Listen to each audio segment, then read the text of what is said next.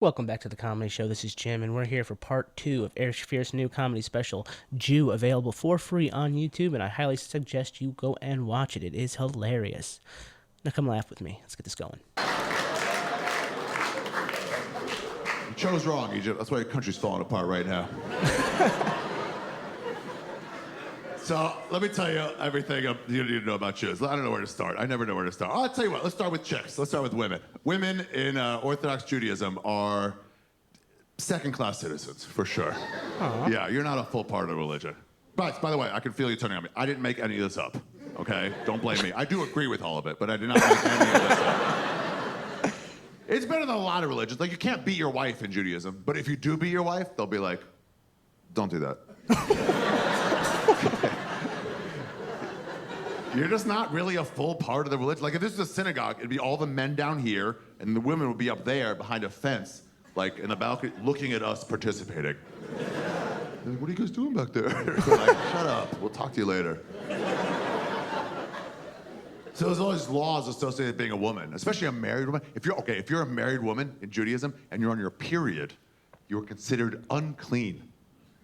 Yeah, which that's actually. Yeah, I mean, I have a problem with that spiritually, but physically, that's actually a very nice way of describing what's actually happening. Unclean is fine. I mean, like, legitimately, if I put 2 giant buckets on the stage, and one giant bucket said, clean vaginas, and the other giant bucket said, unclean vaginas, and then I handed each of you a bleeding vagina, and I said, put that anywhere.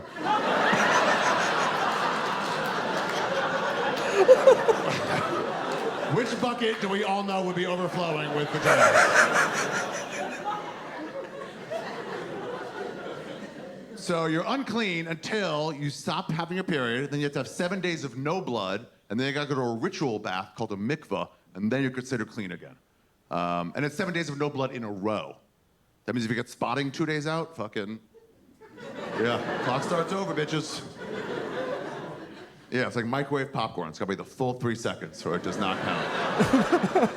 You know, it's like pop, 1, 2, pop, 1, pop, 1, pop, 1, pop, 1, pop, 1, 2, pop, 1, pop, 1, pop, 1, pop, 1, pop, pop, 1, 2, pop, 1, 2, 3, yes. All burned. That's your vaginas in Judaism, just so you know. It's the microwave popcorn of body parts. And while you're unclean, you can't touch your husband. And your husband can't touch you. Oh, yeah. You can't even sleep next to each other. You gotta go sleep in the corner, like the bleeding whore that you are. It's every month with you.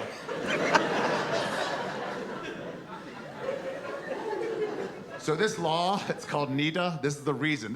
Sociologically, this is the reason that Orthodox Jews have large families. It's not only so you can fill up our minivans. There's another reason for it. It boils down to this. How long do periods last? What do periods go for these days? 5 days, okay. She's heavily disagreeing with you in the back. So what do you think it is? 7, said the mansplainer?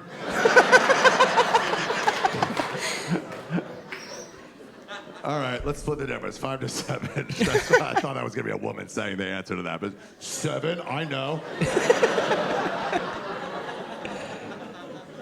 5 to 7 days, I believe she said. Plus 7 days of no blood. That's 12 to 14 days, okay?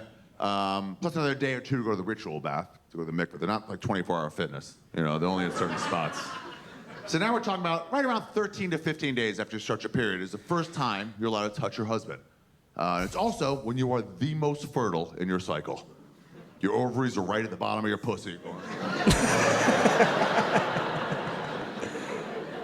And you haven't touched your husband in 2 weeks, and he hasn't touched you. You're supposed super horny, and right then, God's like, go. I mean, there's no chance, dude. There's no chance.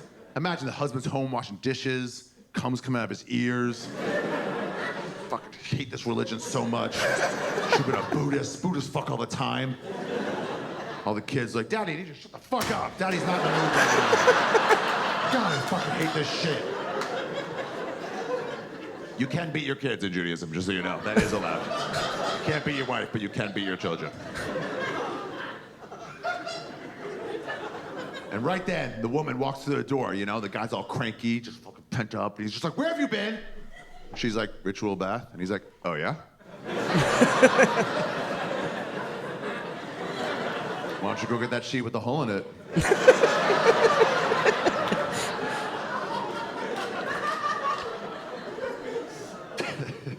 There's a rumor, just so you know, there's a rumor that Jews have sex through a hole in a sheet. And it's not true. But it's not true. So it comes from some racists made it up a long time ago. I'll tell you where it comes from. Jews have this like sort of prayer poncho thing called tzitzit. It goes under, it's like a t-shirt, but it's like made like a poncho. It's like got no sides, and it's got these white tassels. Sometimes you'll see that white tassels coming out of it at the bottom. They're called tzitzit. And the white tassels are for like, in times of trouble, we would tie razors to the end of that. Create a fucking bubble of safety.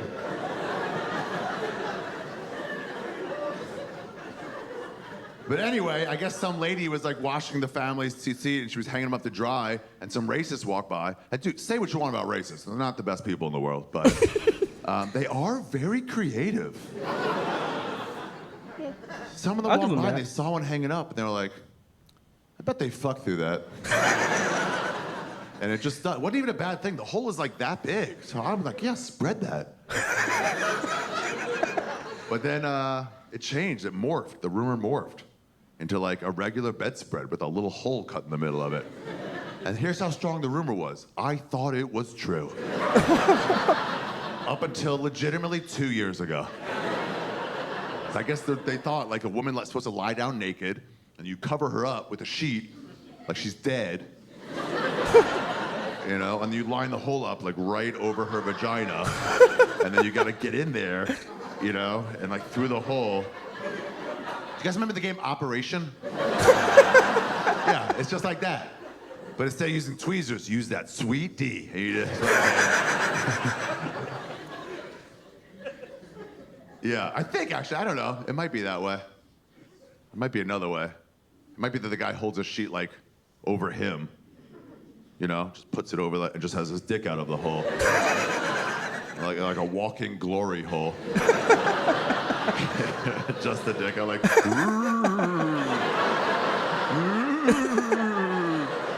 ghost dick,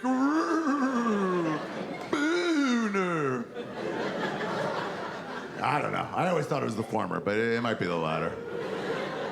Yeah. Oh, sorry for the non-Jews, for the goys. Former and latter means first and second.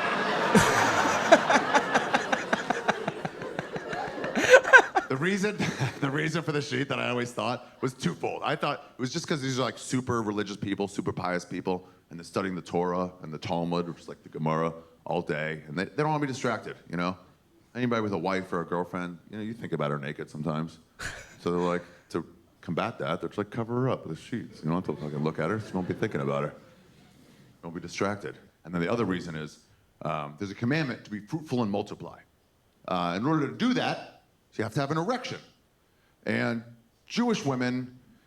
It's the best way to say this. It's not ugly. It's not ugly. That's not the word. That's not the word. It's not ugly. Here's the word I'm going to use. Inbred.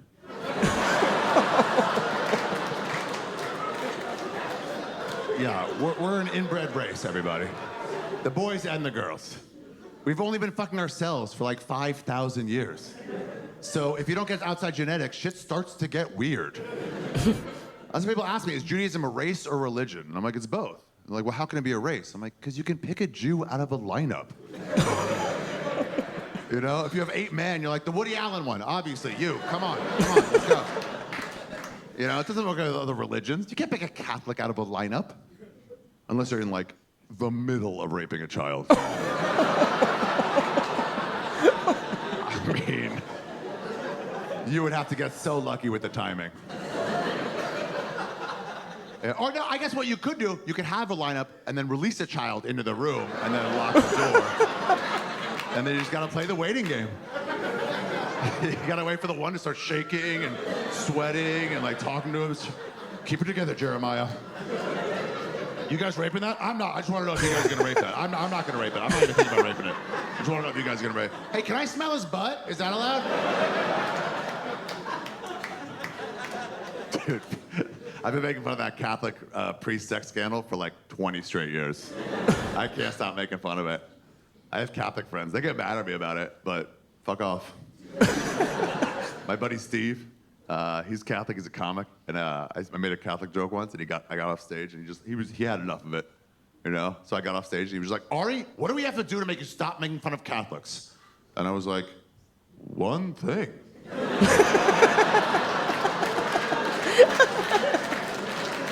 It's just that one thing. Are you guys not getting the message? Just stop raping children. Do you have a game plan in place to improve?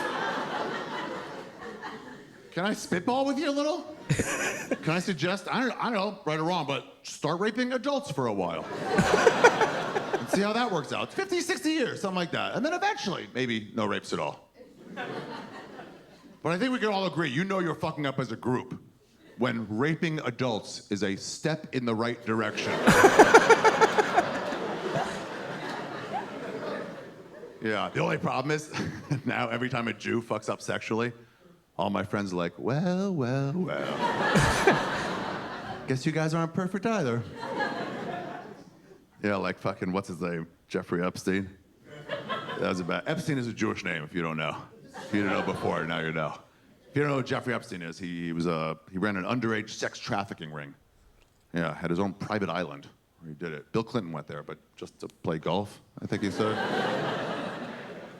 There was no golf where Bill Clinton lived, so he went to Fuck Child Island and get a sweet 9 holes in.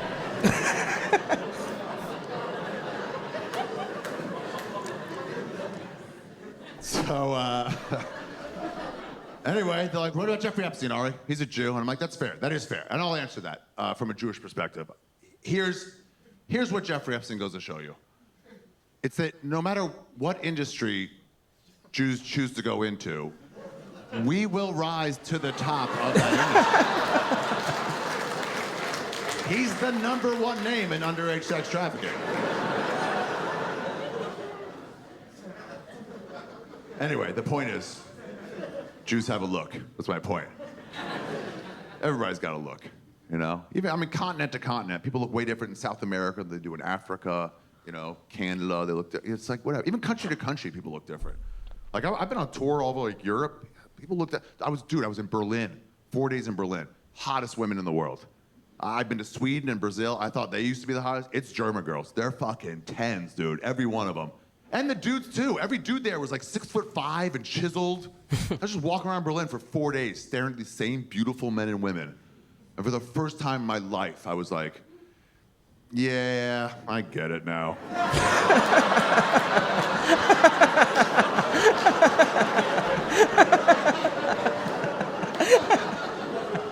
I guess I never looked at it from their point of view. Germans are perfect. And Jews all look like we're dying. We're falling apart, man.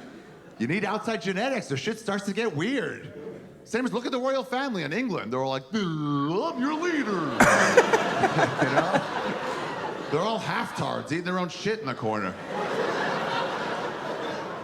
Same as Jews, we're falling apart. Every Jew has the same fucking Jew pattern baldness. You know, that's why God's like, try to get laid, do something, cover it up if you have to. I don't know. We're falling apart, nearsightedness. I had LASIK eye surgery, I still have glasses. Yeah, Dr. Weinberg did a great job. We're all neurotic, we're all like, Tay-Sachs disease. Falling apart. Feed a glass of whole milk to a Jew. Watch him rain diarrhea for 40 days and 40 nights.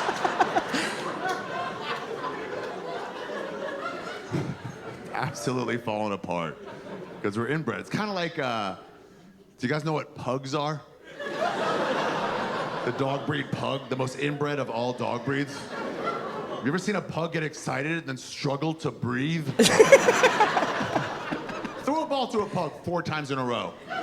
Listen to the sound of him just going.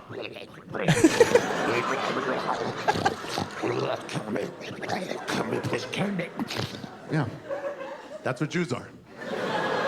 We're the pugs of the human world. Anyway, the point is, we have a look. So every Jewish woman I've ever had sex with, there's been like 10, 12 in my life, and every one of them, for a moment or the whole time I'm looking at her, but at least for one moment, I'll look at her, and she'll look exactly like my Aunt Ruth. And my boner's like, no fucking way. So to combat that, I always thought they just was like, well, why don't you just take a sheet, cover her up.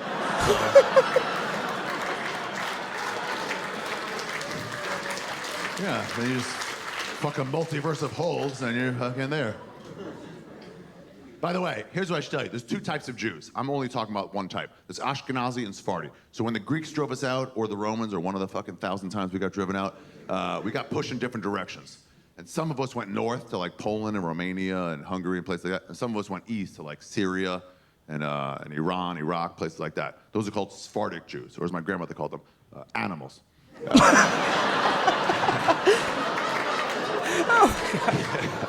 She's like, they don't cut their challah, they tear it. Don't have them in our house.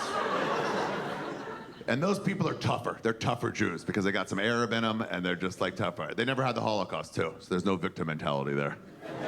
The Holocaust never got to Syria, so they're all like, what? Why are you a victim? Just fight back. And we're like, you just wouldn't understand.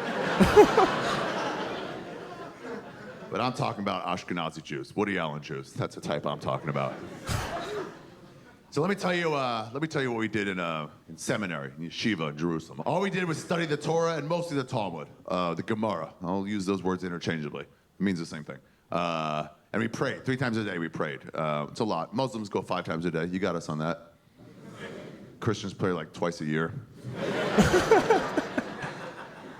And the Talmud is really just a series of what-ifs to help codify the law. So the Torah will say something like thou shalt not kill, right? You get put to death if you kill. But the Talmud is like, what about self-defense? And you're like, yeah, good question, Talmud, good question.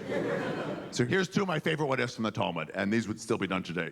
My favorite 2. Okay, what if you're having sex with your wife, and in the middle of it, she starts a period? You know, that could happen. I know women, whenever I've had sex with a woman, and she's like, oh shit, I started my period. They always get embarrassed, which is weird, like, I started my period early. But I'm always like, oh, did you? I can't even fucking...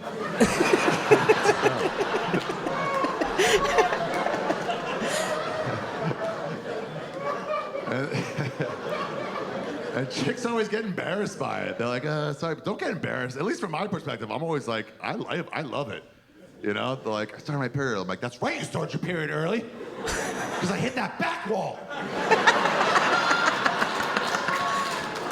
My dick starts your period. My dick is your god. My dick is your moon. Makes us feel powerful. Don't feel bad about it at all. So, what if you start your period early? I would say, you know, just stop fucking. No big deal. If I was the ancient rabbis, I would tell them, or keep fucking. You already got the sin. You may as well enjoy yourself. You know, it's like if you get a parking ticket, you don't move your car. Park for free for the rest of the day.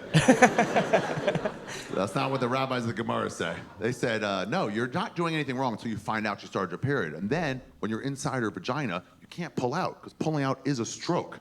It's an enjoyable stroke. So where are you gonna go? It's like, it becomes like a Chinese pussy trap, you know? So this is what they say to do. This is what they say. I think in Uridaya or Baba Kama, one of those, but you're fucking, right? And then she goes, I start my period. You're supposed to stop, look up, think of the glory and awe of God. Until your manhood subsides. Yeah, you have to let your dick exit of natural causes. Oh, what a fun bonding moment for you and your wife. For her to feel you go soft inside of her. And how confusing from your dick's point of view, where you're just plugging away, you know, you're just like this. And then all of a sudden it just like stops.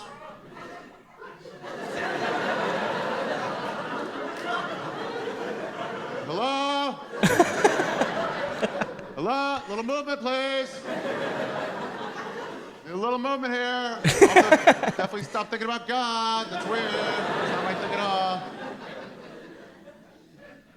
All right. Well, probably gonna get out of here then.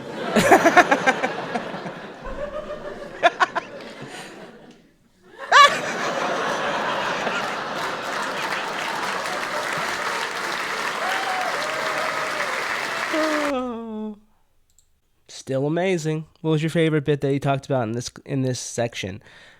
Thinking off the top of my head, I like when he was talking about having to become clean when you're married. That's hysterical. My friend is not married and has never told me about that. Perhaps he doesn't know or doesn't feel the need to share. I'll have to ask him. Like and subscribe. We'll see you on the next one.